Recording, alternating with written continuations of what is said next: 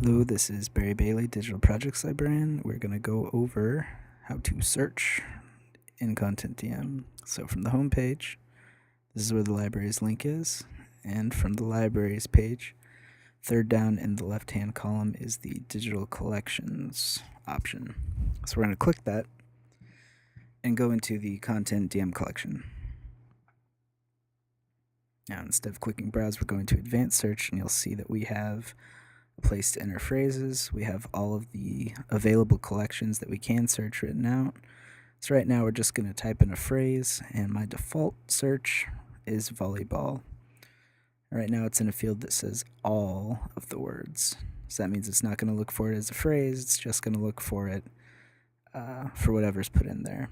And right now I've limited it just to the campus ledger. If I bump up here to where the search button is, give it a go, and you'll see a bunch of ledger articles written out. So, just kind of scrolling through, you can see that we don't have a whole lot of information there, but if we go over to the side, we have either the subject or the date of any given article. Now I'm just going to go ahead and choose one. Let's see. We click it. We'll see that there's only one article from that day. We can go in, and we have the page right there. So if we scroll down, we can see highlighted in red where one of our words was. So go back to the advanced search and say we take volleyball out of all the words. Now we're just looking for the exact phrase.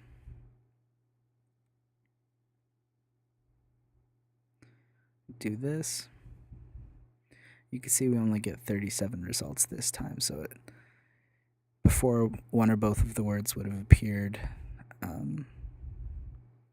inside the search, and now it's only the ones where it shows up together.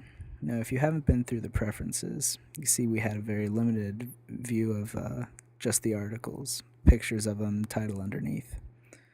We change it to this grid view, which might be your default if this is the first time you're using. Kind of give you a look at what you'll probably see. Do the search like we just did. And now you can see the dates are all assigned to the individual images. You don't have to limit them to kind of guess what it is. The subject for everything is the JCCC Student Newspaper Archive.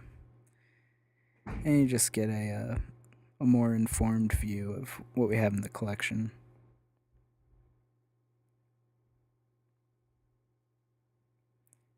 So we're going to take that out, and we are going to throw in the word prisoner of war, and we're going to add the World War II collection into this. Now we've got the campus ledger still selected as well, remember. So give this a search, and we come up with 24 items, including the wartime log. And if we end up going to the second page, we will find 3 articles from the campus ledger which include the phrase prisoner of war.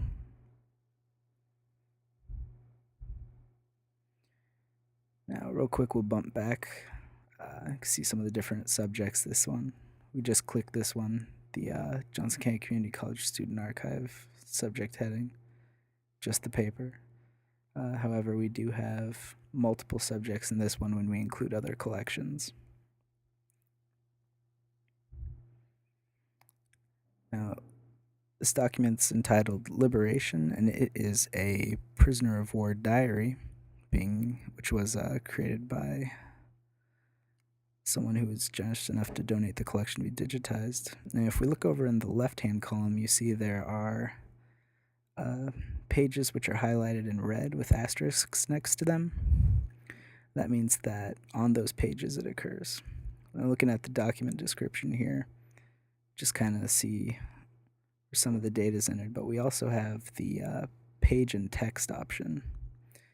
Now, since these are images of written word, what's happened is that someone's gone through and actually put into text, into searchable text, what the page actually says.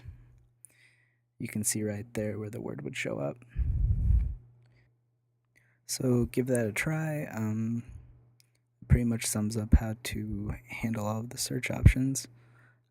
You can test it out in any of the collections we have, and make sure to check out some of the other guides involving browsing, selecting favorites, and never hesitate to ask librarians if you have a question.